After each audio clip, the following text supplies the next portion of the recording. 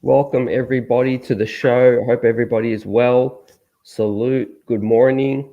And I'm joined by the legend, the one and only Bill DAUGHTRY. Bill, it's an absolute pleasure to have you join us. CT, thanks for having me on. And of course, as I put in the chat, everyone coming through, wish Bill a happy birthday. It's Bill's birthday week, and I hope it's been a pleasant one. It has been outstanding. I even had a extra birthday present of a sixth grandchild, not on my birthday, but the day after. So, Wow, absolute congratulations. thank you. That's amazing.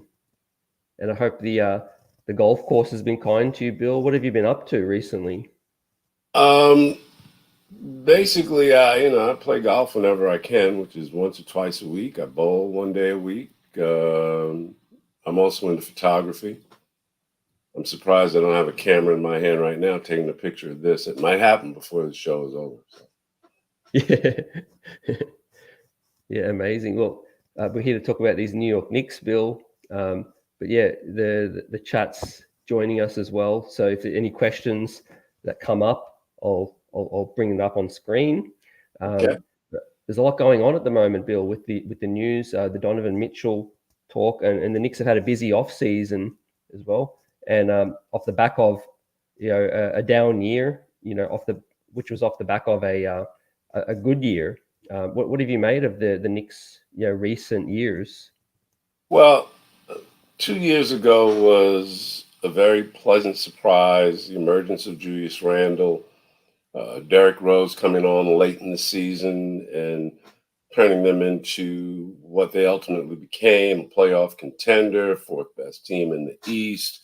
Unfortunately, what happened against Atlanta, and I don't think a lot of people paid enough attention to the fact that the Knicks began to struggle after they won game 2. That's when their center got hurt, and he was a defensive force. And from that point on, it was all downhill for the Knicks, and Mitchell Robinson wasn't ready to step into the preeminent role, but now he will be, or at least that's the plan. He got his bag. He got the extension, the contract, and which was something that I wasn't sure that was going to happen until you really start to get into the analytics of the thing and take a long, hard look at the numbers. And basically, he was the second best offensive rebounder in the NBA last year. So how do you let that guy go? I like the addition of Brunson. No, he's not a franchise guy, but he's a piece that's going to make a very positive difference, a difference in how they attack on offense, a difference in how teams have to play them defensively. So that's going to be very interesting. And now everybody's waiting to see if Donovan Mitchell is coming this way. And at the beginning of this process, okay, I was playing the game. Yeah, let's give up this, that, and however many draft picks. And I get it. Donovan Mitchell, about to be 26 years old, averaging 23, 24 points in his NBA career. He's only won 2 playoff series, but, it starts to wear on you after a while. It's like, you're going to make this deal or not, and what's the deal going to be? And as we get closer to training camp and the start of the regular season, I'm of a mind that, you know what? Let's see what we have. Because I feel pretty good about what the Knicks have going into this season. I was particularly distressed about R.J. Barrett's name being introduced into the trade talks. It's like, look, R.J. Barrett's 23 years old, will be 23 years old. He's a mismatch. He's a mismatch at the 1, which he has played. He's a mismatch at the 2, which he has played. And he's not so much a mismatch, but he's an effective 3, a guy who knows how to get to the rim, a guy whose his jump shot has gotten better. You want more defense? I get it. But physically, he's bigger than most of the guards he'll be playing against. I'm not at all in favor of letting R.J. Barrett go, especially with the development that we saw in his game last year. Yeah, absolutely right. Bill, I've been saying I'm a fan of keeping a player through his whole rookie contract. And I don't think R.J. Barrett needs to be in the deal to get it done. And I agree with you. It is growing tiring, listening to the rumors day in, day out. We had some reports today or yesterday as well that the Jazz are motivated to get it done, of course, but there is some posturing. There was the Cleveland Cavaliers name brought up, but used as leverage. And then we have Alan Hahn talk about that they withdrew their name, that they won't be used as leverage. What do you think is a fair package to get it done from the Knicks side of things? First things first, Alan Hahn is a good friend. We talk from time to time. He basically started his on-air career with us as a guest on Nick halftime shows. He was already an accomplished writer with Newsday. He's a solid guy, and he has a great book out. I believe the title is 100 Things That Every Knick Fan Should Know. And he did a great video a couple of days ago on Twitter. It's about 10 minutes long. Yep. And he really gets into the roots of a possible deal for Donovan Mitchell. And I kind of like the scenario that he paints that, you know what, this probably won't happen before the start of the season. This is turning into, because of the exorbitant price that Utah wants, this is, okay, let's just wait and see what we got here. And as the season unfolds, Utah is not going to be comfortable about starting the season with a player who has expressed the desire to be elsewhere, be it the Knicks or wherever. LA is not a viable third team option. Cleveland has already bowed out, even though the Chris Sexton thing makes it very interesting what they could do in terms of being a part of this deal. But you asked me what would I think would be a fair deal? I'm not sure there is a fair deal, but well, first of all, trading in the NBA, you got to make the numbers match, the contract numbers. Yep. So that immediately says that shooting guard they picked up last year, he's got to go because the numbers match. I believe he's a $17 million player. Forgive me for not mentioning his name right off the top. When you get old, names disappear. There's another, of course, I'm talking about Evan Fournier. There's another 3, maybe 4 first-round draft picks that would have to be involved because there's a monetary value on each of those. Again, you got to make the money match in these deals. It's not just straight talent, and there's money attached to protected and unprotected draft picks, different money. So you have to put in a requisite number of them. That's why you're getting so high about 4 and 5 and possibly even 6 first-round draft picks because there's a money factor involved. Player-wise, in addition to Fournier, Grimes, Deuce McBride is a guy who really doesn't have a part on it. He doesn't have a role on his team anymore, I don't think. Yeah, because if a healthy Derrick Rose comes back next year, motivated Rose, you've got Quickly, you went out and got Brunson. That's I've just run off 3 point guards right there. R.J. Barrett also plays some points, so I see Deuce McBride as something of an odd man out. So, and is that going to be enough? I don't know. But I'm talking Fournier, I'm talking Grimes, I'm talking McBride, and I'm talking 4 or 5 first-round draft picks. Yep. Well, I guess the big thing, the sticking point is the picks, whether they're protected, how many are protected or not. And I really, really like your idea. And what I've been saying too is, it doesn't hurt to go into training camp and just wait it out. There's been this big talk over which side has more leverage, and we'll really see that way. I think the Knicks are good with their additions, and we haven't had this point guard for a long, long time of Jalen Brunson's stature, and I think it wouldn't hurt to see what it looks like. I mean, the Brunson deal, as much has been made of it. I mean, first of all, how many players on this Knicks roster have conference finals experience? How many? Zero.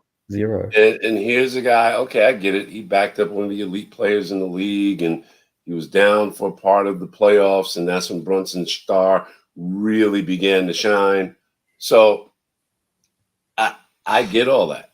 But I'm not looking at Brunson coming here and becoming the star. I look at him coming here and being a magnification of what Derrick Rose was 2 years ago.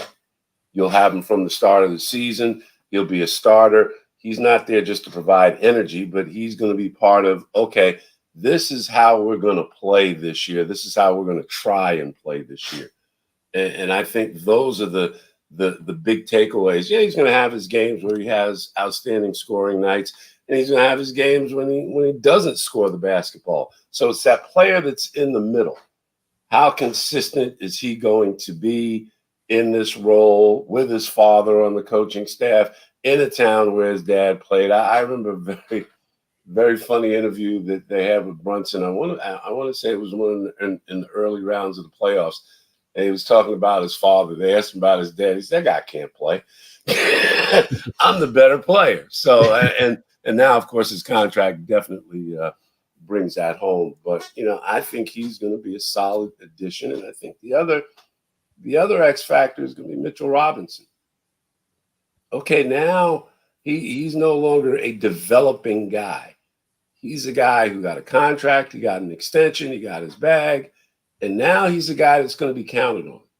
So now is it going to be the Mitchell Robinson of the nagging injuries, the Mitchell Robinson of the stupid fouls, although he made great strides last year.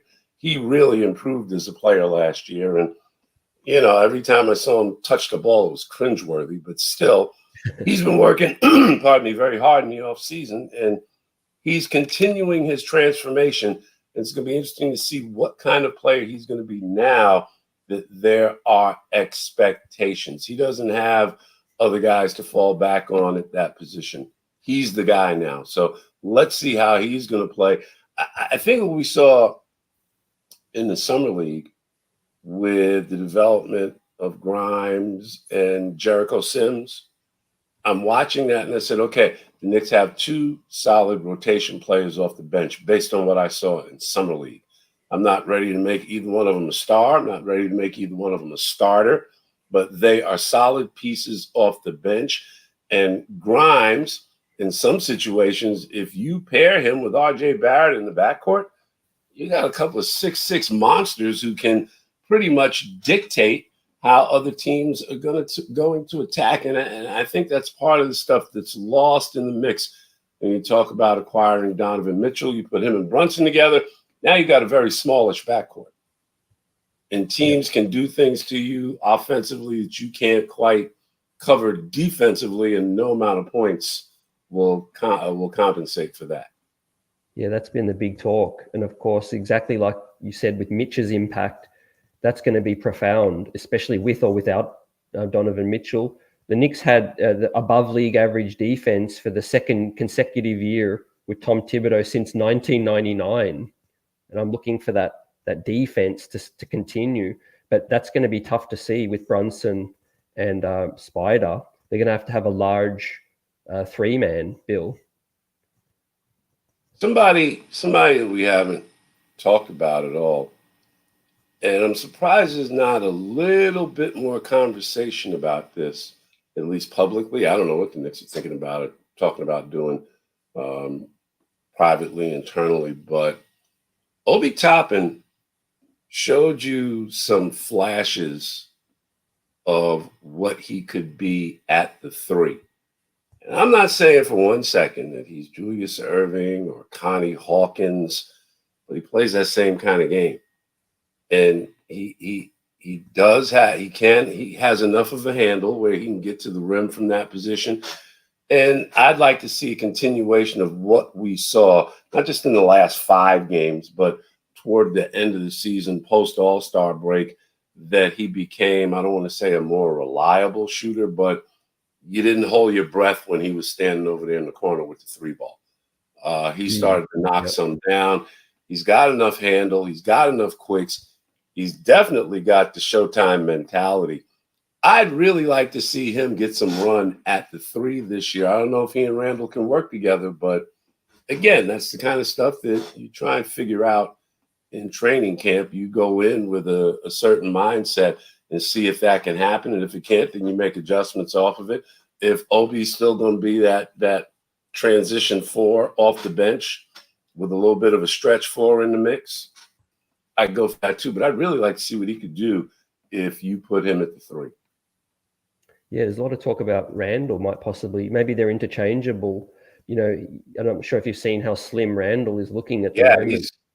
He's changed his body type tremendously this offseason. And, there was a lot of talk that one of the shortcomings for him last year was one of his main guys, Reggie Bullock, was no longer with the team. And I think there's some credence in that. Reggie Bullock was a very valuable defender. He could knock down an open shot when he had one, particularly a 3. Again, we get so caught up in the guys that have the ball, the guys that score the ball. It's those other small elements, like guys like Reggie Bullock, that make a big difference in the fate of a team. Yeah, there was big talk that Tom Thibodeau wanted Reggie back. Of course, we know Julius did. And a big year for Tom Thibodeau. Is he willing to adjust a bit more, play Obi and Randall together more? Because if those 2 are on the roster, Bill, there definitely has to be some minutes increase for Obi. For me, you can't get by playing him, 12, 13, 15 minutes.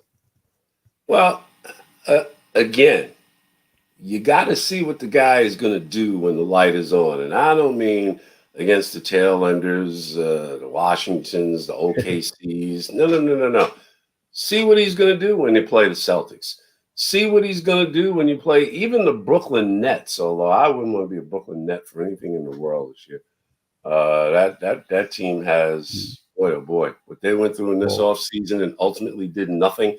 That leaves a mark. It's going to be very interesting to see what they're like. But back to Obi, let's see him against Philly. That's where you can take the measure of the guy. Not against the tail enders, not against teams that mop up time. I want to see what he's going to do when the light is on and it means something. Yep, absolutely. And what did you think of Emmanuel Quickly? He's not a player that's afraid of the big moment, but he needs to check his shot selection at times. But he's grown defensively. I've talked about Deuce McBride. I feel like he might be an odd man out if you're bringing in Brunson and Spider. He's another undersized guard, but he's excellent off the bench.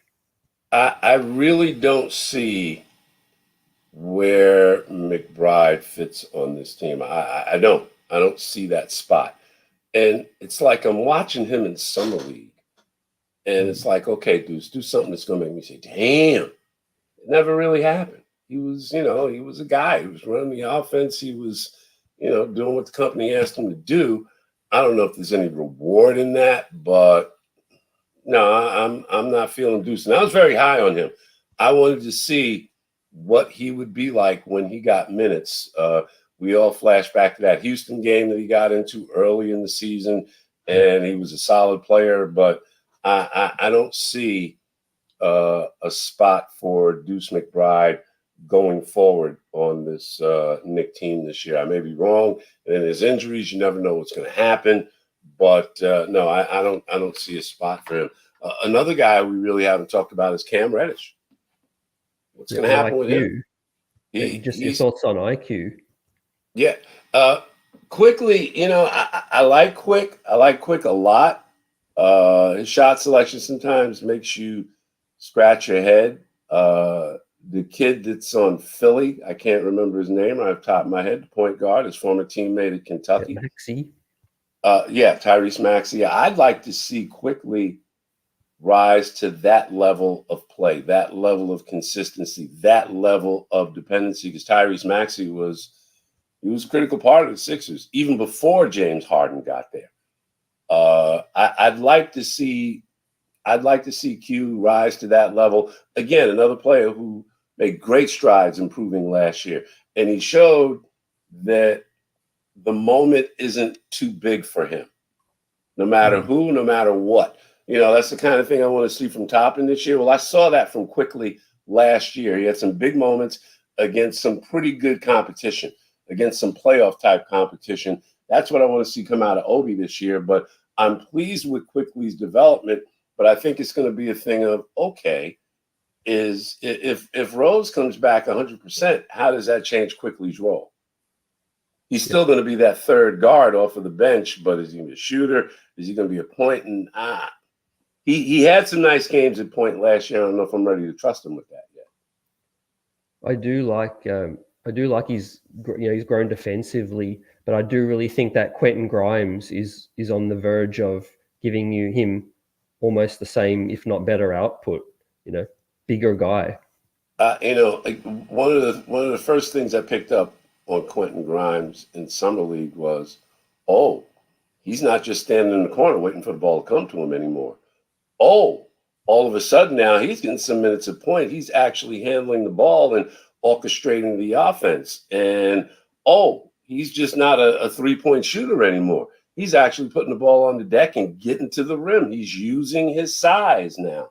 I saw a lot of positive development in Quentin Grimes. And when all of the Spider trade talk started, I said, well, this guy is obviously going to be in that deal. But that's another one of those things. I want to see, what do we have here? What do we really have here? So you are pretty high on RJ Barrett by the sounds of it. Yeah. Yes. Do you think he's still the biggest blue chip young prospect the Knicks have? He comes from a great basketball pedigree. His dad played at St. John's. He goes to Duke. He plays under Coach K. I don't know if you're going to play in a bigger spot than that in all of college basketball. And as he told Stephen A. Smith when the Knicks drafted him, I'm ready for New York. I'm good. I can do this. And so far, he has shown that he can. And that one of the reasons that he wasn't in the Utah talks early was because, he's coming up on a contract. And Danny Ainge ain't trying to pay nobody right now.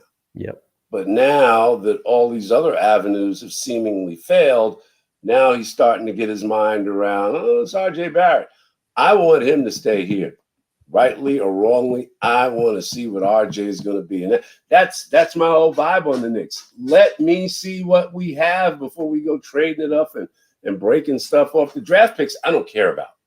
You don't know what draft picks are going to be. But there are players on this roster who have put in the time, who have spent time with the coach and have developed to a certain point. And now I'd like to see just what these New York Knicks are going to be. Yeah, I think they may be a colossal bust. They may fall flat on their face. But I still want to see what they're going to be. Regardless of what they do, I don't think Donovan Mitchell is going to change his desire about wanting to come home. Yep. Yeah, definitely. He's, would signal the end of a Charlie Ward curse, Bill. We haven't re-signed a number one, first overall selection since Charlie Ward. It's about time we invest in the culture and stability. And I don't think that Utah Jazz are interested anyway, because you have to pay him. Yep. But even if they were, it's not worth even including him. I mean, for lack of a better term, Knicks fans, RJ Barrett is your star right now. He's your guy. He's your franchise player, regardless of what they gave Brunson to come over. RJ Barrett's your guy. Do you want to embrace him? Do you want to see what he's got? Or do you want to run him out of town on the hope that Donovan Mitchell will come here. A guy who's only won 2 playoff series, by the way. He's only won 2. The other talk that I find a little, I mean, I can't disregard or discount anything, but Shai Gilgeous-Alexander, what's he going to be here? Is he going to be a 2? He doesn't shoot as well as Mitchell. He's younger. He's done some things, but really, is that what you want to do? Another 6'6" player from Kentucky? Yeah. Okay, so yeah, you think we've got the better guy, and Cam Reddish, it's make or break for him this season if he's not in a trade. Tom Thibodeau wasn't a fan of the trade, but he has all the tools. 6'8", extremely lengthy. Yeah, if he can get minutes and get his shot right, then he has intriguing upside.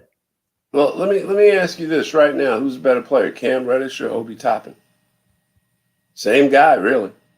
Yeah, same guy. Same guy. And I do like Obi better. I do. I want to see what we got. I really do. I'm kind of connected to that. What the Knicks used to be when they won championships. Their best player was a guy that they drafted. They added some pieces. They had some pieces, but their best guy, their franchise guy, the guy that they tie it all to. You talk Willis Reed to you blue in the face, but the Knicks weren't relevant until Walt Clyde Frazier stepped on the court and put on orange and blue. Period. Yeah. Definitely. It didn't happen overnight. It was a bad season. It was an injury season. Year 3, boom, that's when it started to go for them. Yep. We hope we get this opportunity to see this team. No fan wants to blow this whole thing up. Be fiscal, frugal with the draft picks and young players and see what we have. But Julius Randle's name, there seems to be a somewhat clunky fit in terms of, can he play off ball, Bill? Is ball dominant? What are your thoughts on Randall's future? Here's the thing. Give me a Knick that gave me 20 points and 10 rebounds a game last year, not named Julius Randle. Now, you trade that. Okay, how you feel about the guy? You trade that, you damn sure better come back with the equivalent. Because 20 and 10 is hard to come by in the NBA on a nightly basis. Yeah, he had some like, Julius, what are you doing moments out there. And now that you have a bona fide point guard, a player that you brought here to play that position, to be that floor general, now the ball won't be in his hands nearly as much. And if it is, then we're going to have another bad season. Yeah, definitely. Before we hit on the season expectations, Bill, the question is, do you think James Dolan might still get involved like he did with the Melo deal and make something happen with Spider if it drags out? A lot of people like to rag Jimmy Dolan. They like to dog him. I'm not a Dolan guy. I never was when I was at the Garden. But I will say this. He said once he brought Leon Rose in, he was going to be hands off. And he's kept his word. He's kept his word. He kind of like wanted to run the Knicks like he ran the Rangers. Get that big name Hall of Famer in the president's chair and get out the way and let them just do what they do. And he tried that in the past. It didn't work. He was a little too meddlesome. But he said for this round, he says, okay, I'm going to mind my business. I'm going to stay out. And for the most part, he has done that. And I think if he continues to do that, I think the Knicks will be in good hands. You hire good people. Let them do what they do. Let them do what they do. If they say we need your help on something, or if he has to give his approval to whatever, that's a whole different kind of deal. But in terms of guiding them, you should do this. I want this. He hasn't done that since Carmelo, and I think it's a good thing. Yep, it definitely is. Yeah, creating some stability. What are some of your best Knick memories, Bill? Oh gosh. There haven't been a lot. There haven't been a lot in the past few years.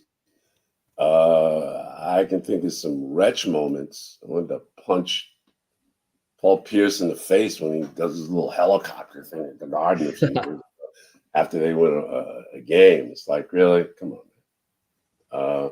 Paul Pierce, I always respected him. But Yeah. when visiting players come to the Garden, after a few years, you get to know guys, shake hands, and I would never shake hands with Paul Pierce. Respected him, but I'd never shake hands with him. 5-0. Hated that guy. Memories. One of my favorite memories in recent Knick lore was the night the Lakers came to Madison Square Garden and Jeremy Lin tore them apart. That guy played 35 games with the New York Knicks. And they were some of the most enjoyable, memorable games. And that night against the Lakers, I believe he went for 35. The Garden rocked like it was a playoff game. Kobe was still playing back then. Derek Fisher was the gentleman assigned to cover Jeremy Lin. It was like he was nailed to the floor. That was a lot of fun. That's one of my favorite memories, because I'm not going to go to a playoff game that they won, blah, blah, blah, blah, blah, because the stench of the Indiana series is still on my mind with Tyson Chandler. I can't get rid of that. I'm sorry.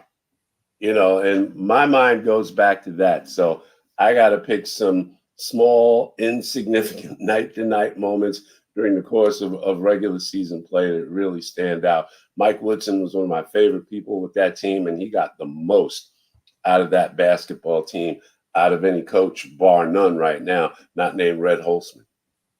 Yeah, that's up there for me too. It just shows how how unscripted sport is, and those magical moments. Something we won't forget. Obviously, it didn't mean a lot, but in that moment, then it was like, we don't know what's going to happen next. That's why it was so good. I mentioned Mike Woodson, and I didn't mention Jeff Van Gundy. Jeff was a great guy. He was very nice to me when I was there, and when he was there. I remember the night vividly when he decided to quit. And it was interesting. We were coming back from Milwaukee, and on the Knick charter, the coaches are up front. They put us knuckleheads in the media in the middle, and the players are in the back of the plane. So when we get on the plane, we got to pass the coaching staff. We had won that night in Milwaukee, and I got on the plane, and there was Jeff. You get on, and he was first seat on the left side, and he was covered up like he was a corpse. They won that night. And when we got back to New York, that's when he said, "I'm done." And it's like, wow. and this franchise hasn't been the same since. I don't hold any of that against him. When you're done, you're done. That's why I retired when I did. I knew I was done. So, Jeff did some great things. He was a part of some great things. And I would be remiss if I did not mention him in the same breath as Mike Woodson. You can argue that he was more successful than Mike, but those Mike Woodson Knicks, those are some of my favorite teams. Yeah, likewise. Yeah, that was a surprise. The J Kid, I didn't think he had that much left in the tank at 40, and had Brooklyn not given him a coaching job, I think he would have ran it back one more year with the Knicks. Well, I think what we saw at the end of that year was J Kid's legs were gone. I mean, he could start a game, give you like 10 minutes, but he'd go like 0 for 4 from 3 in that 10 minutes. And that's when you knew it's like, he'd get beat a little bit at the defensive end, but he was still smart and wily enough to make the requisite plays. And he was a good ball handler and a good floor general. The ball came to his hands, man. It was like you were playing 5-on-4. Yeah. He read the plays, like Rondo, basically. I haven't really seen that many cerebral players like J Kidd, like Rondo. They break up plays, basically. Again, J Kidd, you're not going to find a guy, although people call Rondo a basketball savant until he goes nuts. and Rondo is a great player. But I'm not so sure that he would have had the wherewithal to come back and try it again. I think he knew, because when J Kidd first came into the league, he wasn't a great offensive player, but he was explosive enough to get to the rim. Yeah. And old Jason Kidd couldn't get to the rim, had no jumper left. He was, I don't want to say he was an offensive liability, but Like I said, it was 5-on-4 when he was on the floor. Yep. And we have our point guard now. I'm excited to see what Brunson is with this current team. If Spider's not here by training camp, I'm still very, very excited for this season ahead. RJ Barrett at the 2, I like that with his size. And do you think, could you see Leon Rose? Do you think he has it in him to stand firm and walk away from a deal? I think he does. Because I mean, when there was that period in the beginning, it was hot and heavy. Oh, let's see if we can do this. We're going to get this guy. And New York was a fire. Everybody was like, oh, yeah, Spider's coming home, blah, blah, blah, blah, blah.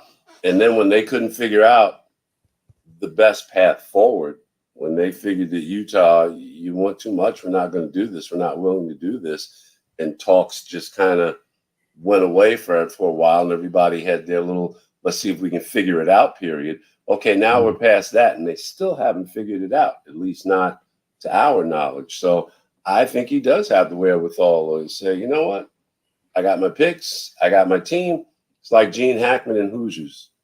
When the kid filed out and they had to play 5-on-4, he said, this is my team. So I think Leon might be at that point. This is my team. This is what I'm going to play with. Let's see what we got. Yeah, well, chemistry is going to be key. And I think Tom Thibodeau likes the defensive players on this current team. Hartenstein, another backup center. I think the Knicks have gone big because they know Mitch, he might not last an 82-game season. Like I said, Mitchell Robinson is going to be a key player on this team. And now he's being paid like it. Now there are expectations attached. Are you going to be that guy that sits out 20 games a year because you've got this ailment or that ailment?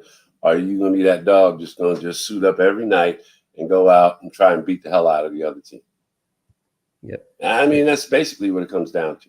I mean, I don't have an expectation for a player to play when he's injured because, I don't know if you watched the Derek Jeter documentary, The Captain. He says, what the hell is I'm 80%? What is that? Either you're in the lineup or you're out. And if you're in the lineup, you got to do what you can do. So I'm curious to see if Mitchell is going to be this durable, every game, reliable defensive anchor that's going to make a difference for the New York Knicks. Yep, he absolutely is a difference maker when he's on the court and healthy.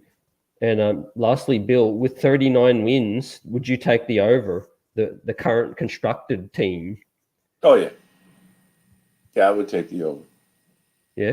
This team, to me right now, if everything goes right, if they get 80% of the breaks, I could see them winning 45 games. Yep. Yeah, that point guard makes a huge impact. A healthy Derrick Rose as well, if he's here. Let me put it this way. I want the Knicks, and I think the Knicks have the possibility to be better than the Brooklyn Nets. As currently constructed? Right now. Yep. Right now. Nice. I mean, the Nets got some issues, man. I don't care that KD and Kyrie have kissed and made up with management. You wanted the coach fired. You want the coach that you wanted. Now you wanted him fired. You wanted the GM fired. It's me or these guys. I'm sorry. I don't care how much you kiss and make up and make nice. Those issues, those emotions, and the creation of the situation, that's going to linger. That's going to linger. Yeah. And I mean, Steve Nash is going above and beyond with all the BS as a head coach already. I don't know if he's going to be the bigger man this time. We'll see. Yeah, you don't turn your franchise over to players now, Bill. The game's obviously changed, player empowerment.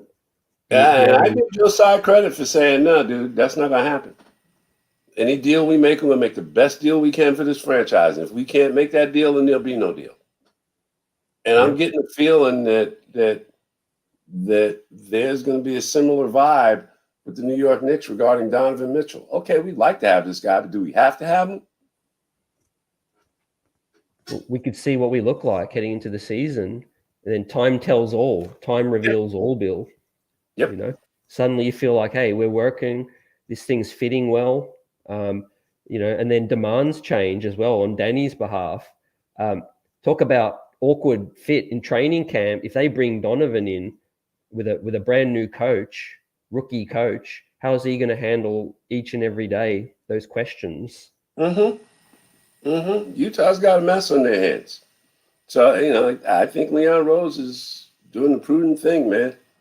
Leon doesn't have to do anything. Your guy wants to come here. Oh, we'd love to have him. But you know what? We look around. This team ain't that bad. This team is not that bad. Brooklyn's a mess. Philly, okay, let's see, because they're coming back from a mess. Boston is Boston. Can't get over the finish line. They got to get out the gate well. It's a tough schedule. But yeah, Christmas on Philly on Christmas Day, that's going to be nice. I mean, again, 3 of the 4 contending teams in the division, they got real issues. So now let's see what the little blue and orange team is going to do in the midst of all of this. When they seem to be, I mean, it's hard to say that they are more settled than Boston. Boston has a couple of bona fide all-star players, and Williams is a difference maker on that team. When he's healthy, the Celtics are arguably, to me, the best team in the East. Better than Milwaukee. They're that good. Okay, and they went to the finals. Got to respect them. So Boston right now, in my mind, is the team to beat. But then Philly's got some issues. Nets got some issues. Age issues, both of those teams. Absolutely right. And then comes the Knicks. What's going to happen there? They got Brogdon. He's an underrated starting point guard, and they don't have to rely on Marcus Smart a lot. Yep. And that was one of the big problems in the finals. They did not have that third reliable go-to offensive player, that third player that could generate for them. Smart's a great player. Defense first, he'll hit the open threes, but you can't put the ball in his hands and say make a play. He's not that guy. Never has been. Yep, that's right. Well, it's been fascinating, this talk, and heading into this season, a lot of expectations now. Sit back and enjoy. And it's been a pleasure talking, Bill. CT, I enjoyed it, man. Thank you. Anytime. And to all our friends down there, good at. Yeah.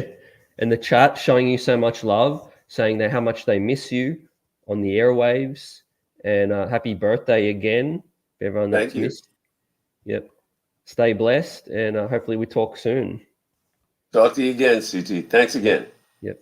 Appreciate you, Bill. Ladies and gentlemen, that was Bill DAUGHTRY, an amazing guest to have and hear his insight and his thoughts on this situation and everything going on with the New York Knicks. And we're gonna continue this conversation and talk about some of the latest news. But yeah, happy birthday to Bill. Enjoy the rest of his birthday week. And interesting, talking about the optimism and the current squad and the stability and how much of a key factor that is heading into this season. The X factor that is Mitchell Robinson that you heard Bill talk about. You heard him talk about RJ Barrett, just how important he is to this franchise, that he's built to play in New York. That is a big factor that doesn't really get spoken of enough. I think with that situation, RJ Barrett, getting to know the surroundings of New York and being built for that, over his first few years. A lot of talk about his shortcomings on the court, his skill sets and things like that. But, the heart and the work ethic with RJ Barrett, it's a big factor. Also very interesting that Bill noted was Obi Toppin and his versatility, being able to play potentially the three, being interchangeable with Julius, I think that's key this season. If both those two on the roster, there's no other way but to find minutes for those two, even if it's 5-10 minutes. We need to play Randall and Obi together more.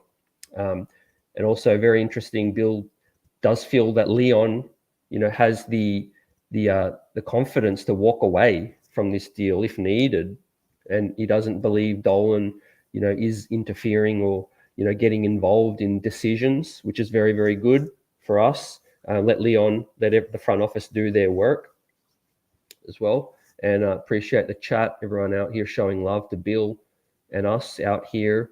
It's been a very eventful off season. It's going to continue with all this Donovan Mitchell talk. And like Bill even said, it's ups and downs every day. You do get over it, hearing the latest and what's going to happen and all those things. But yeah, I think with this situation, exactly what Bill said is the right thing, right? No need to make a deal right now. I'm still on the fence, and I'd still like to see Spider and Nick, but for the right price.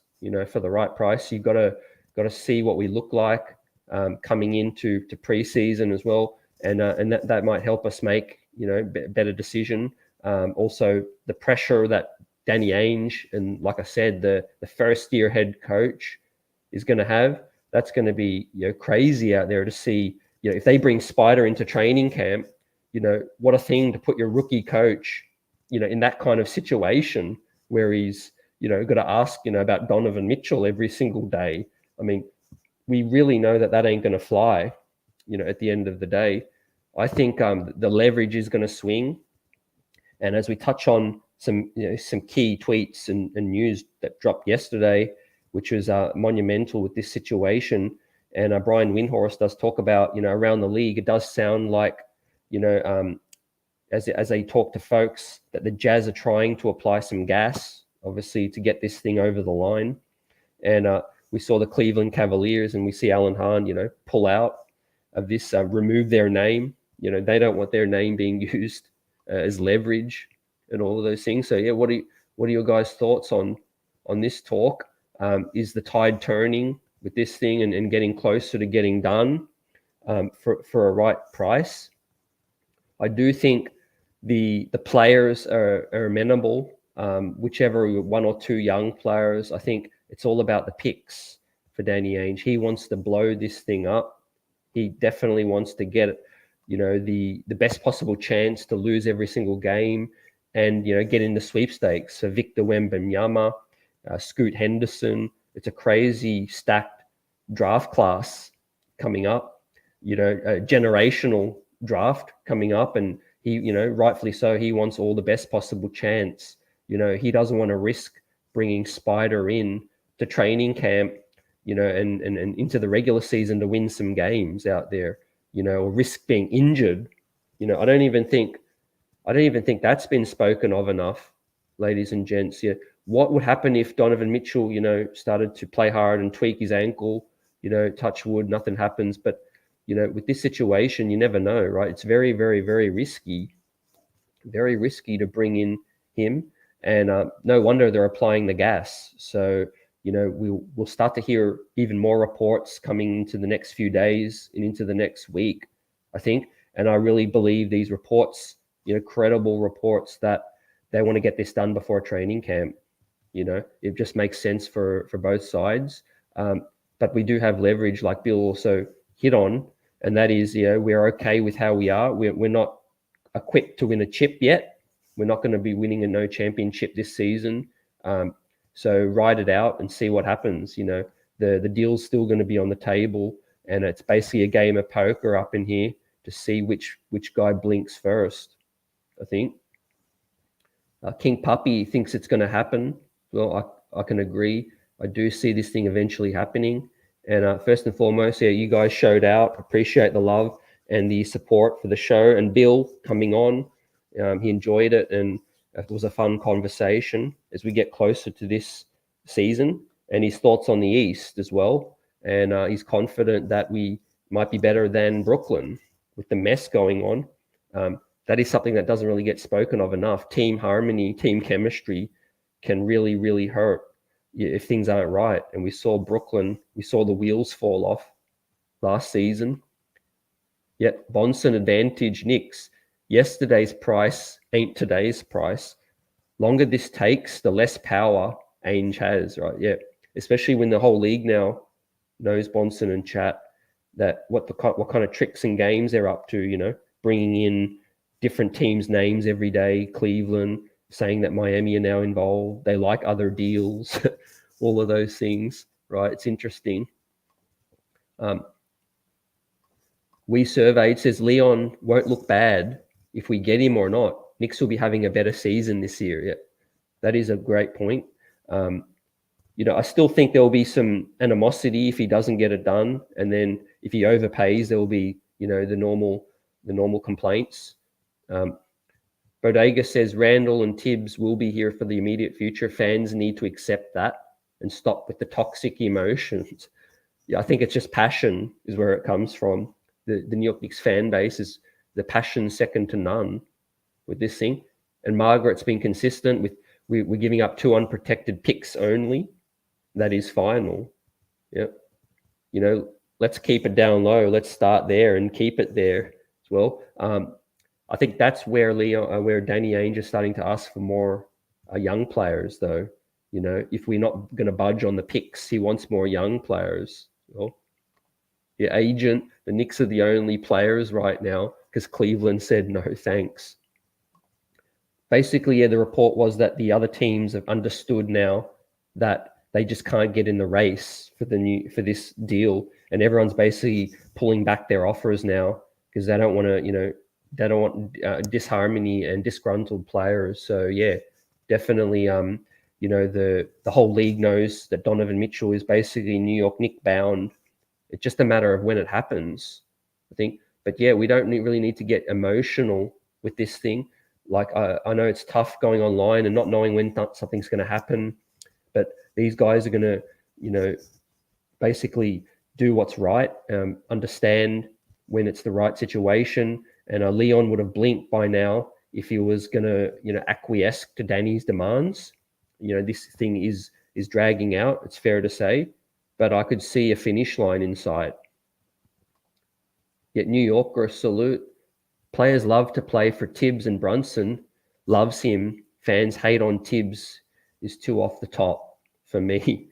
And you know what I've been about with the Jalen Brunson situation, right? That is the big thing where we've been lacking this point guard. And like Bill hit on as well, finishing games out. That is critical. Offering stability on the court, an extension of the coach, getting guys involved. And I really do hope the ball runs through Brunson, 90% of the time. Obviously RJ Barrett's going to be on the ball a lot, secondary action. But Jalen Brunson is great in isolation. He can penetrate, he can dish and kick it out with that situation. But yeah, a lot of people haven't really talked about Mitchell Robinson's impact a lot. It was telling that Bill emphasized him as an X factor somewhat for this upcoming season. He got paid the bag, which is exactly true. And with that said, Mitch is going to have to come in with the expectations now. There is more pressure. One of the best rebounders in the game is Mitchell Robinson. Hopefully he comes in at the right weight. I prefer Mitch, a slimmer down version. Me personally, his year 1, year 2. I know he got moved off the block a bit, but I do feel that Mitchell Robinson, it's better for his feet, first and foremost, better for his body to be slimmer version with that. And he is rangy, he's lengthy, he's long. So that's still going to help him, I think, with rebounds and tip outs. But yeah, big season ahead for Mitch.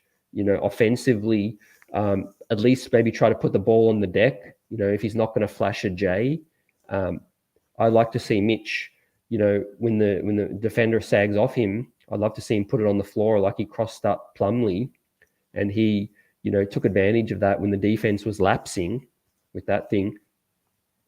New Yorkers very happy we signed Mitch, one of your favorite Knicks. Yep, money-making Mitch. And it was also great to hear some of Bill's, more fonder memories of the Knicks, the Lynn Sanity game against Lakers, fittingly, the late, great Kobe Bryant in that game as well, going head-to-head with Lynn.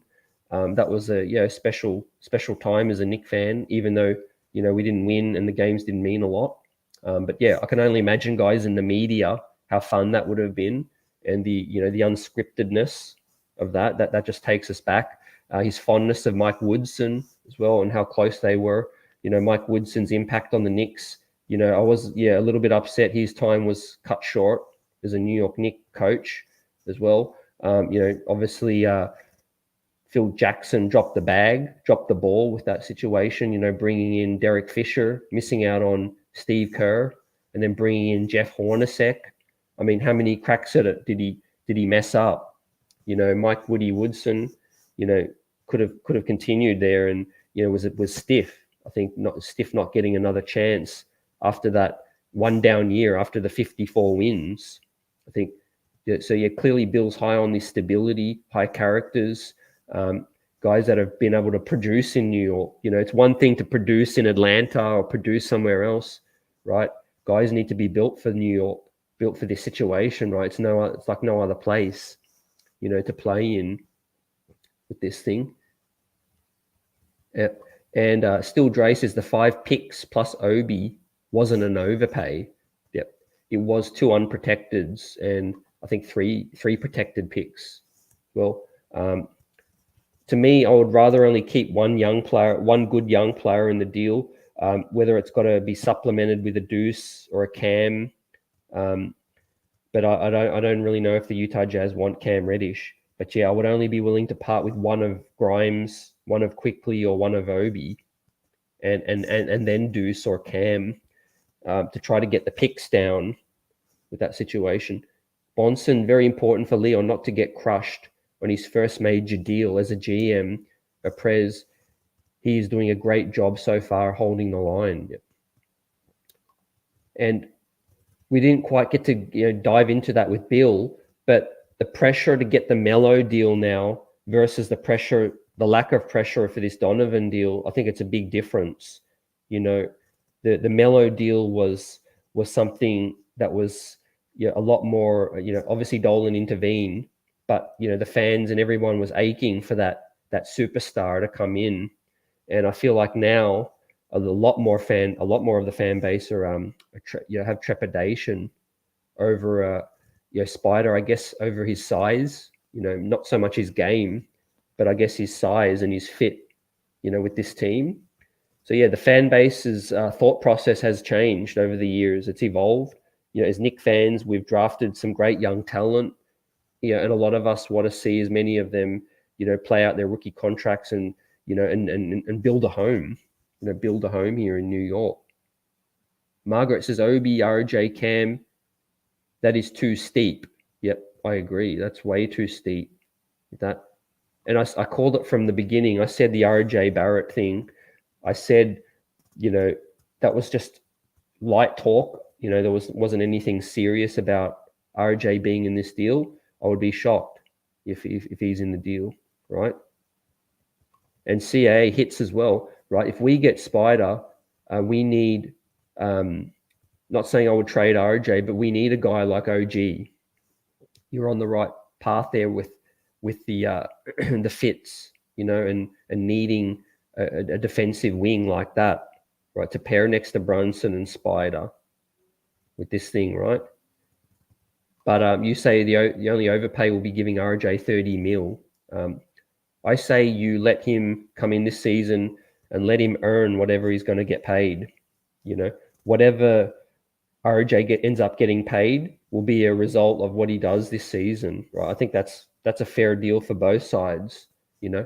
Bring him in, let him dominate, let him come over and show what he does, and show what parts of his game have grown as well. The shooting, the playmaking, the handles, the finishing at the rim, the free throws.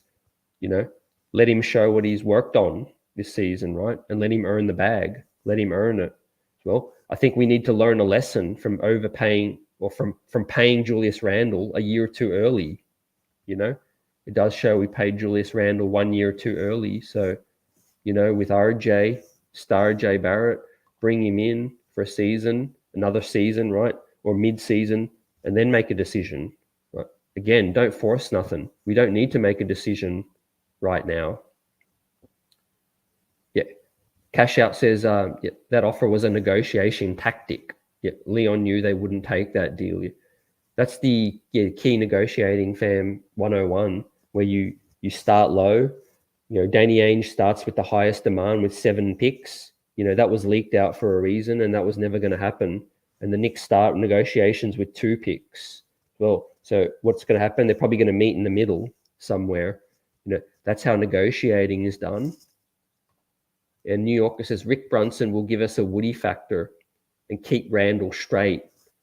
That, man, if that does happen, that'll be key.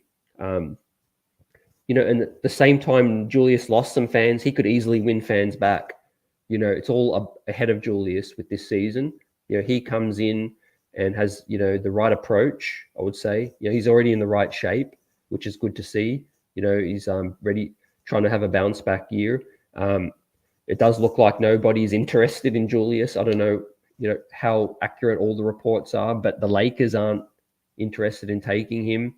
There was some talk about, Phoenix, him being a nice fit, and Phoenix wanting a back to the basket kind of guy.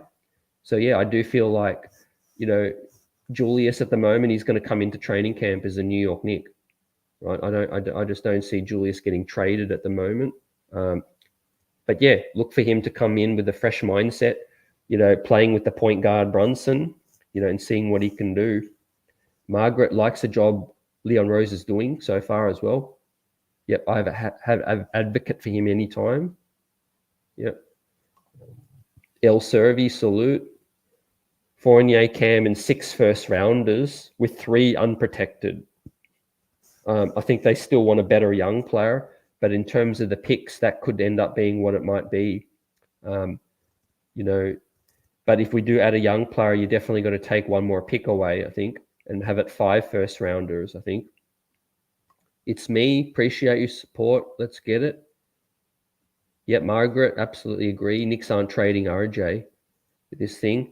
And like Bill said, in his words, he feels RJ Barrett is our star. He is the next guy. Even with Brunson here, RJ Barrett is that star. So that's on record now. Look for this upcoming season and for RJ to take that on himself to lead this franchise, to carry us. I do feel like Brunson having more touches is going to help RJ get more catch and shoot, but it is definitely going to take the ball out of his hands a lot more. Right. That's just the truth of that. White says, do I think the Knicks are going to pay RJ Brunson? Yeah, both of them. Yeah, it's going to be interesting and fascinating. I don't quite know. I don't see RJ getting close to the max, but he will get a tidy payday, I think, if he does come in and shows improvement. Shows improvement on what he did. The biggest thing is the shooting and the finishing. With that situation, right? CAA, CT, we don't have time to let RJ learn anymore. He's up for the extension. Do we let him walk for nothing in the offseason yet? Yeah, I really do understand the conundrum, fam. I do feel that there's moves that can be made, like, sign and trades, things like that. I'm sure, other teams would still be very, very interested in RJ in a sign and trade so he can get the biggest deal if he doesn't work out in New York. But yeah, you're playing Russian roulette. It definitely is a gamble, but it's too much of a gamble to just give up on him right now, I feel. He doesn't need to be in the deal. You bring in Spider and you keep RJ, you see what they look like together. And then if it looks like a mess, then you make a big trade, in mid-season, I think. That's the thing people keep forgetting about, right? There's the big trade season now in the off season, but what about the trade deadline in February, right? Whatever moves have been done now, there's going to be huge buzz at the trade deadline at the All-Star break, because whether we get Spider or we don't, if we're not happy with our record or the pieces aren't fitting, best believe there's going to be another big deal to be had, especially in this crowded draft, with teams wanting picks. You know, teams already knowing whether they're going to bottom out or not. You know, heading into this, teams out of the play-in and things like that. New Yorker says Randall gave us a little discount. RJ should too. I say average Randall contract for RJ is 27 per. Well, yep. It's hard for me to even talk about numbers because, like I said, I just let RJ earn whatever amount he gets, right? I say to him early, you know, come out here and show what you're all about, and then earn the bag. You know, I got no problems with that if he comes out and, you know, shows improvement. Yeah, as a businessman, your first offer is always 75% of the asking price, and you work from there. Yep. Yeah, exactly on point. Margaret, RJ is not getting the max. Knicks are going to let the market determine his value, just like Ayton. Yep. Again, we've got a different regime up in here, and guys are going to play things out. You know, they're worried about overpaying this front office. You know, they're mindful of the perception around the league and things like that too. So yeah, they know the whole league ain't as high on RJ as some people might be. New Yorker says Leon put us in fantastic shape with picks. Knick fans are sleeping on Leon right now. Yep. Still got more to show. I mean, we got to get closer to a chip, you know, closer to winning. But in terms of not hurting our future, that's definitely something Leon, you know, has done well at, not hurting our future and setting things up. But now is the money time. Now is the time when he needs to make key decisions, and he's going to be either lauded for it or crucified for it. Yeah, Hartenstein will be a huge X factor as well. I don't think people are talking about him enough too. What happens if he really continues to, you know, grow and pop, you know, and develop? You know, he's on the ascend. It's me says 5 years, 135. They acted like the sky was falling. I see we learnt nothing from Phoenix with that situation, right? Yep. He can't get the max unless reaching certain milestones. Yep. Incentive-laden contracts. What do you think about that? Like the one Zion got. And absolutely, Margaret, free throw shooting is just a simple fundamental, you know, of the game with that thing. And I think, yeah, it's definitely something to really, really, really watch out for. Yep, not going anywhere. Absolutely. Yep. Yeah, I know. Yeah, it's a cliche thing, but RJ's age. Yeah, RJ's so young, 21, 22, 23. You know, a lot of people are tired of hearing about it, but at the same time, it's also true. You know, it's a guy, yeah, approaching the end of his contract, but he's still young. But yeah, it's a big year, basically. I feel like this year, there won't be too much room to, you know, to sit on the fence, so to speak, right? With RJ Barrett, this year is going to be a year where it's going to be not necessarily boom or bust, but maybe boom or bust with the Knicks, so to speak. You know, it's go time. So let's say we don't get Spider and RJ is not playing up to par and we are 8 games under, RJ's value goes down. Then what we do? What do we do? Yeah. I think it's just got to be a situation where his value really ain't that high at the moment either. Right now, I don't think. But yeah, it's very, very interesting. Eddie, salute. Our core kids are RJ, Mitch, and Obi. Grimes and Quickly right behind those 3. Unfortunately, one of Quick and Grimes might be part of the trade. Looks like Obi could be part of the trade, Eddie. They did propose him in one of the deals, which got me surprised. You know, I would think that a Quickly would be part of the deal ahead of Obi, but it also might be dependent on what Danny Ainge wants, you know. Yeah, ESPN just reported the Jazz want to move Mitchell before camp. Yeah, best believe that, Vaughn. Yep. People are tired of these games, and everybody knows now it's out there in the open, fam. Yep, absolutely. Yep. Now, Randall's contract will allow us to make more moves. Re-signing RJ, yep, will keep us strapped. Yep, completely agree. This is RJ contract year. He will ball out. Wait to pay him. Yep, completely agree. Wait to pay. Yep. Again, how different would this outlook be with the New York Knicks if we waited one more year to pay Julius Randall? You know, we would have had a ton of more flexibility with this thing. And with Julius, you know, we know the shooting, you know, it was an anomaly with that situation with the pandemic year and empty gyms. But RJ Barrett, you know, there's been nothing askew with his game, right? It's been consistently inconsistent, but there's room for improvement. You know, the free throw shooting has come along. And with Jalen Brunson, I feel like it's going to get him more open looks. You know, he had to carry the rock a lot more and orchestrate. And also his playmaking does need to improve. And of course, the finishing, we all know about that. I think RJ Barrett, his issue with finishing is he tries to avoid contact too much, right? He's strong. He just needs to go in and make sure he gets contact, basically. If you're going to miss, you get the foul more often than not. So with your efficiency, you know, don't be worried about taking contact. Just go strong, make it happen. And, you know, and I think it'll be a better year for him. And then, of course, the catch and shoot. Yep. Also, CT, if we're only going to be in the 6th seed with Mitchell, what do you think about us keeping our youth and roll the dice in this upcoming stacked draft? Yep. You know what? That's a win-win regardless. If we don't make the playoffs and we fall into the lottery, then that's the win. But if we make the playoffs, then we're showing some growth as well. So, yeah, I think that's what this year, you know, lies ahead for us with this situation. Good point. You know, it is a stacked draft, and yeah, if we get Mitchell, I still think we have a much better chance to be in the above 6 seed.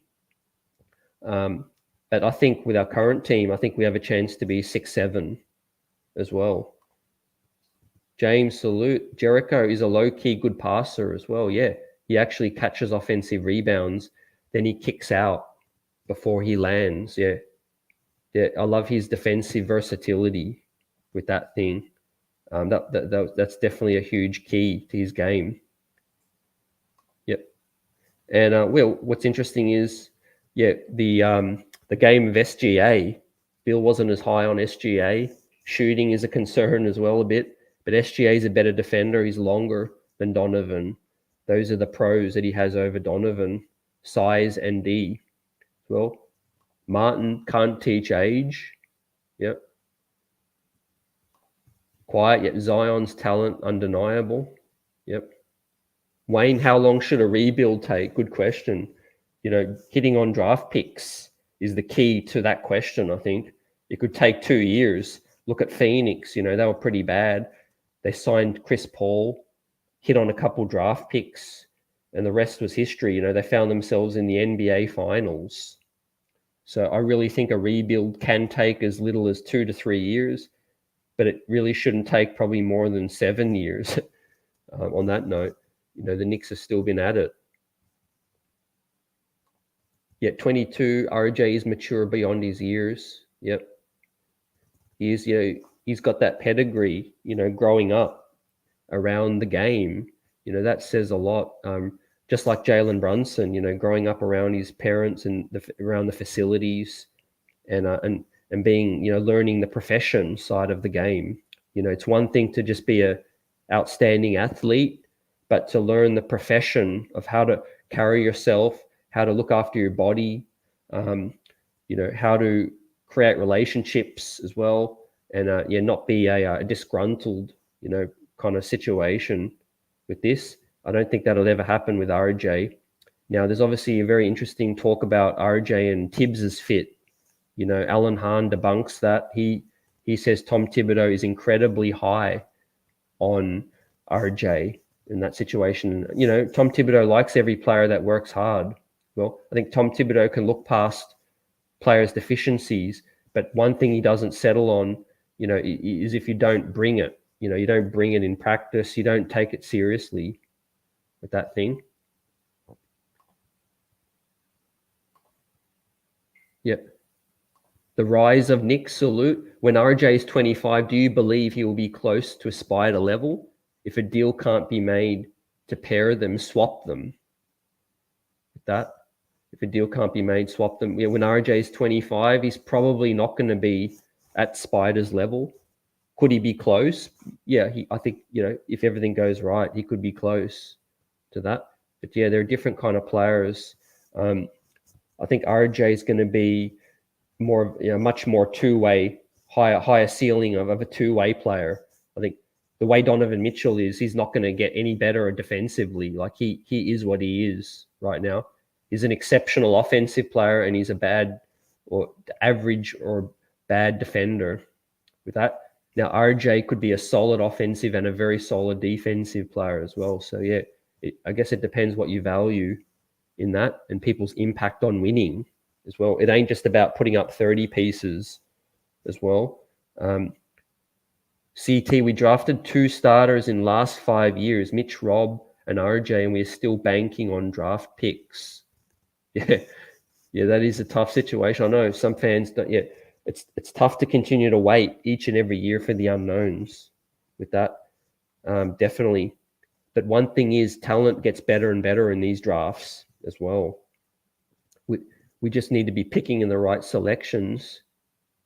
Yep. RJ is more of a leader than Randall at 22. Yet he did show kudos to RJ's leadership. Yep.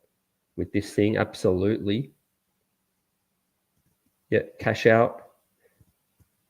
Yeah, CAA, yeah, Brunson is the leader of the team. I think Brunson brings that Western Conference finalist experience that Bill hit on. Bill hit on a lot of things as well, which we expect him to. And one thing was pointing and was, Jalen Brunson, and how high he is on this squad, making noise is because of, Brunson brings that experience in the Western Conference finals. Well, no other player on this team has that. So you got to give Brunson his flowers from that perspective. One thing I also said that I like is the fact that RJ, Quickly, IQ have all played playoffs.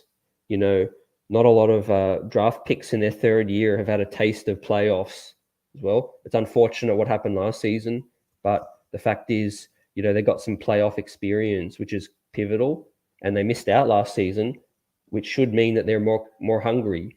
You have a taste of playoffs, and the Garden and and the streets were shut down in New York. And how exciting would that have been for young players, right? Now they missed out on that. They want to get back to that. They want to get back to that. They should come in hungry this time, right? Look at Boston, how much they surprised. I think a lot can happen up in here. JJ, salute. It's good. Yeah, Randall's got a lot to prove.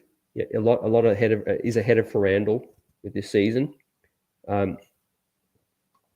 Cash Out says the Knicks are the only people that see Randall's contract as good at the moment. No other team does at the moment. I do think it's the length of the contract, definitely, not the years with that thing. Does Mitchell make us a playoff team? Question, is it worth it? JJ, it does give the Knicks a chance to add to Mitchell, I would say. It's not the be-all and end-all with Spider. I think the Knicks would be looking to make the next big splash. One point that I also made was Mitchell's contract is locked in for 3 years. I'm not sure when the CBA, collective bargaining agreement, and the salary cap, what happens with that again. But having Mitchell on his current deal, 30-something mil, it might look bad, but in a couple of years' time, it's not going to be bad at all. You're talking about Russell Westbrook on 47 mil. You're talking about Damian Lillard on 60 mil. There's a lot of players that are going to be really, really overpaid. And I don't think Spider's going to be in that category over the next 3 years. So, if you're going to make a move now for the salary wise, I think, we could still make moves, after getting Spider up in here. But this season, I would think we're a playoff team. I think with D Rose healthy, the centers up in here, I would think the Knicks are a playoff team with Spider, definitely. Yeah, peace, Allah wise. Appreciate you. The chat buzzing up in here. Salute to everyone out here. Hope you're having a beautiful weekend and and everything. Many blessings. The Rise thinks the deal will get done this week. Well, that wouldn't surprise me. That would surprise me at all. We're getting closer to for the league knowing what's up, right? There's only so long these negotiation, tactics and employees can can go ahead with that. Now, Eddie says the Knicks don't need to bid against themselves. Ainge has no other credible offers. Yep, definitely. And it's exactly like we hit on with Bill, Eddie. Let's see what happens in Utah in training camp, right? We had all the Utah content creators and fans and everyone tell us, oh, Ainge says we want to bring in Spider and, we don't need to trade him. We got all the leverage. He's got 3 years on his deal. I never bought that for a second. Right? I never bought that for a second. The second they traded Rudy Gobert, they revealed their true direction, basically. Now, I'm not saying they're going to trade. They had to trade Spider pennies on a dollar. No, they don't. But in terms of talking about leverage, definitely the New York Knicks, can wait it out. Whereas it's going to be more and more tough for Utah with this situation. It definitely is with this. CAA, I'm looking at the cap space and the flexibility. You talk off emotion, RJ, this and that. Yep. A lot of polarizing thoughts with this situation with RJ Barrett.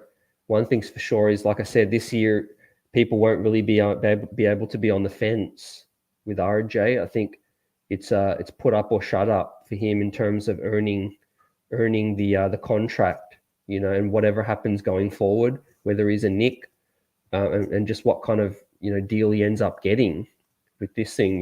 The front office is on the clock with RJ. And CWC, streets are buzzing. Salute. How we doing all?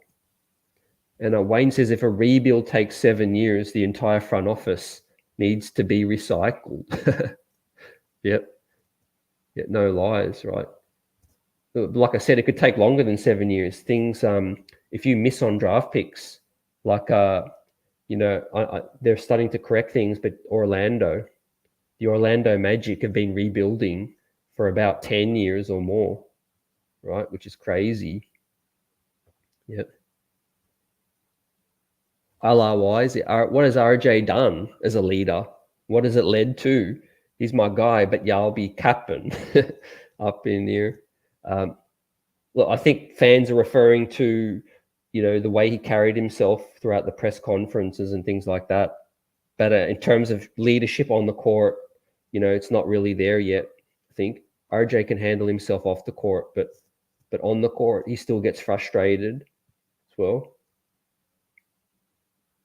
Yeah, Vaughn, salute.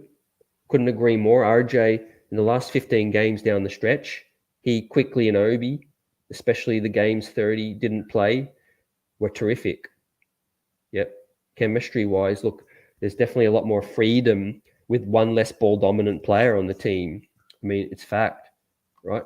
I mean, players love playing with LeBron, but I'm sure they enjoy a game or two where he's not playing.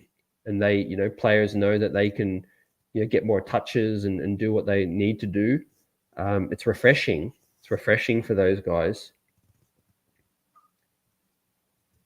CA says he scored 20 points on the team that didn't even make the play-in. Empty stats. Knicks fans like usual with that situation. RJ got to improve his efficiency and get better defensively. His defense fell off from 2 years ago. I've spoke to that in the past, and I think that has a lot to do with his role on the team too. Being the number 2 scorer. I'm not making an excuse for RJ at all, but I think his defense fell off because he had to, deal with a lot of Randall's shortcomings as well in terms of scoring the ball. But yeah, that is something. If he wants to get paid like a star, he's going to have to really focus on both sides of the ball and deliver. Both sides of the floor. With that, yeah, can't teach Spider level. It's a certain mindset. with the skills. Yep. P nice, like Bill said. RJ is the star at the moment. Yep. With this thing. Yeah, I love the passion from everybody out here as well. Start giving me predictions in terms of where you think we're going to, where you realistically feel the Knicks will finish this season with the current roster, current roster and with Spider on board with this situation, right? For me, I think we can finish 8th, anywhere from 6th to 8th with the current team. With the current team we have, I think we can finish either 6th to 8th, and I wouldn't be surprised if we finish 10th. But I think we can finish between 6 to 8 as currently constructed, and with the Spider Mitchell trade, a couple of spots higher than that. Maybe not 4th, maybe 5th. 5th perhaps with that situation. Obviously, chemistry and everything needs to build. But yeah, with that situation, I think a lot of fans are looking at what happens when we get Spider and what happens if we don't win. I think getting Spider here just means we need to continue to grow and put pieces around everybody to, you need to flesh out your role players and you need them to stand up, I think. And I think the Knicks are going to try to get that 3rd star, try to get that big splash. Now, we haven't mentioned this, but of course, Russell Westbrook is still out there, ladies and gentlemen.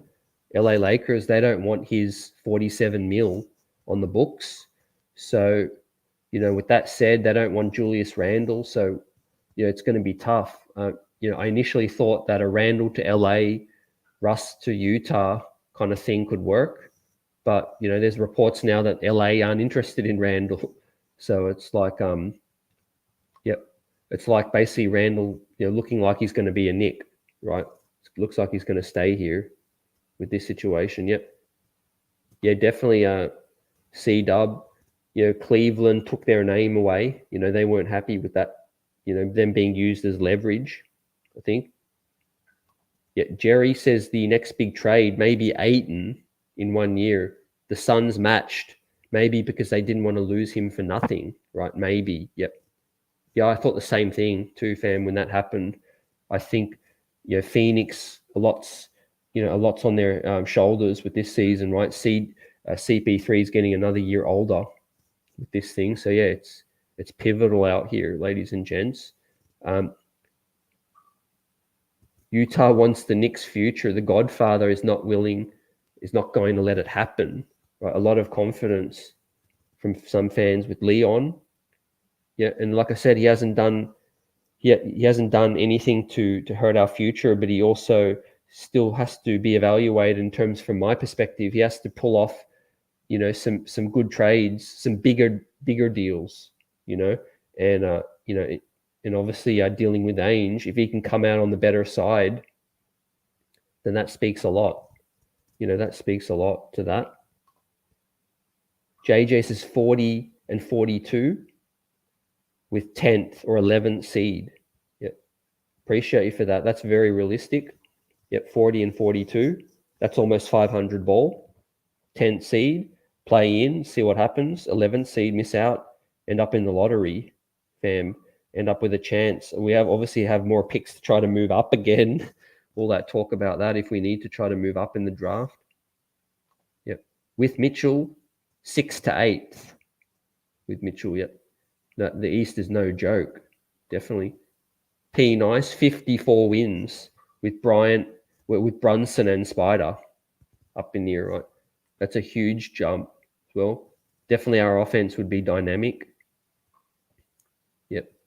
Definitely dynamic with that situation, right? We would definitely be outscoring a lot of teams. John says, as the current construct, 10 to 8, possible play-in, and with Spider, 6 to 4, depending on who goes in that trade. Yep. That was similar to what I was thinking too. Yep. Absolutely. I was thinking 6 to 8 with current constructed and 4 to 5 with Spider is my optimistic prediction. Yep. And RJ Deuce Fournier, 2 unprotected and 3 protected to bring Spider home. right? So you're happy to part with RJ in this thing, right? I think if you're giving RJ, you definitely need to, the Knicks would need to add less picks, I think, to that. Yep. Yeah, Quiet told us as well. Randall wasn't getting traded to the Lakers. Nobody listens. Now we hear everything out here, facts, and definitely pull up receipts. Anyone that's called it out. But yeah, it's interesting with Randall. Like I said, he needs to come in and repair his value up in here. Julian, salute. How we doing all? And Eddie says, Knicks fans in negotiations, you never ask what you want. You tell them what you will give. Stay silent and wait. Yeah. You tell the other team what you'd be willing to give. With that, 2023 has 4 small forwards with huge potential. New York are already eyeing off this huge draft up in here with this thing, fam. Yep, that's absolutely critical with this thing, with this draft coming up. But yeah, I think, like I said, that's a good both ways. If the Knicks make the playoffs, we get that chance. We don't make the playoffs, then we end up in a generational draft. Yep. And shouts out to all the draft junkies out here as well, and just how big this year is going to be, because there's going to be, there's people seriously tanking this season. Talk about the Spurs, talk about the OKC with Chet Holmgren now out. Man, that was just so unfortunate. That's why I sort of put that thing about SGA. You got to ask the question. You got to ask Sam Presti the question. You have to.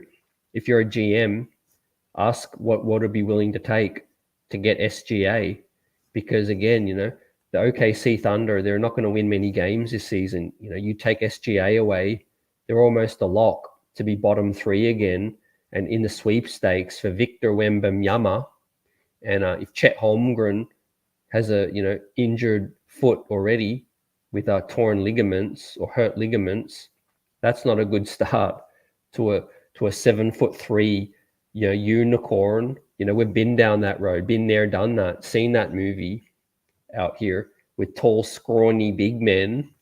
It's a big risk up in here. Yeah, can't wait. Myself too, fam. It's going to be great, chopping it up all season long. We'll be covering it. The content's going to be lit as well.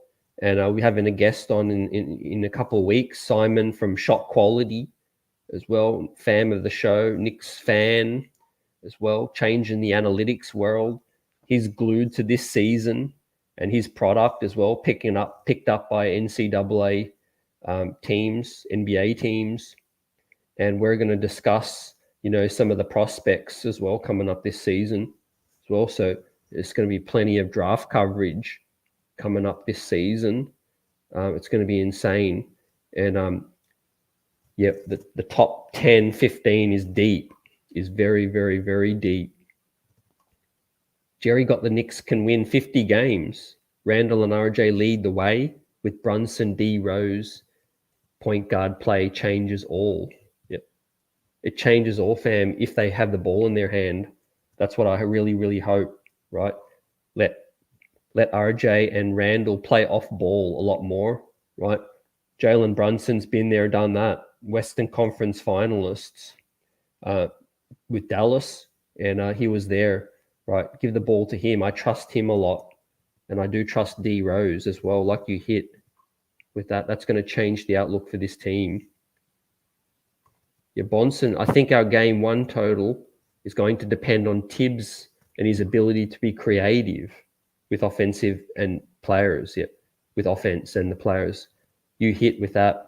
That's a huge X factor as well. Tom Thibodeau's willingness to adjust. We talked to Bill about it with the fit with Julius Randle and the fit with Obi Toppin, right? If Obi's out of this trade, you got to figure out ways to play him at the 3. You got to figure out ways to play him at the 5 as well. He's just a mismatch on the court, and as is Cam Reddish at times, I asked him about Cam Reddish and he said he's the same as Obi. You just don't really know what you got yet with this thing. Vaughn, I'm taking all bets that RJ will be an all-star this year. Whew, salute. Definitely cash in that receipt. We'll be here to cash that in if that happens, fam. That's going out there on and putting out a bold prediction for this thing. I like it. Yeah. Eddie, yeah, I copped that too. KP looks like Mr. Olympia compared to Chet physical frame. Yeah. KP's with the beard now. Bearded Zingus out here as well. Look, I pray for health for every player as well. It's tough, seeing a player that lanky and that long, and you just want them to stay healthy to see what they can be.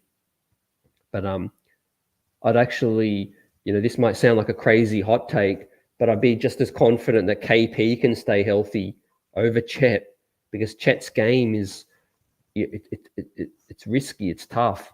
A player that handles the rock a lot, dribbles a lot, and puts a lot of pressure on those feet, right? That's tough. But Chet, the way he bounces around too, man, the longer your career goes, I mean, the law of averages tell you, the human body just, it's not indestructible. Yep, appreciate you all. Let's get it. Shah Legacy, salute. What's good? Anyone that's joined us as well, you can rewind. Bill DAUGHTRY was with us for the first, 45 minutes of the show as well, and it was a great conversation. Enjoyed every minute of it. New Yorker, I could see RJ 25 points per game, borderline all-star up in the area. Yep, a lot of support, man.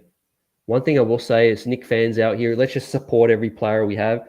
Get behind them. Unless they're acting a fool, then by all means give the thumbs down. But yeah, I want to see this fan base get behind the players this season as well, and give them our support. Give them our support. Like I said, but if Tibbs is acting up, if Julius is acting up, then already know what's going to happen, right? We already know what's going to happen. We're seeing that. Robert, salute. Good morning out here to everyone. Hope everyone's having a great weekend.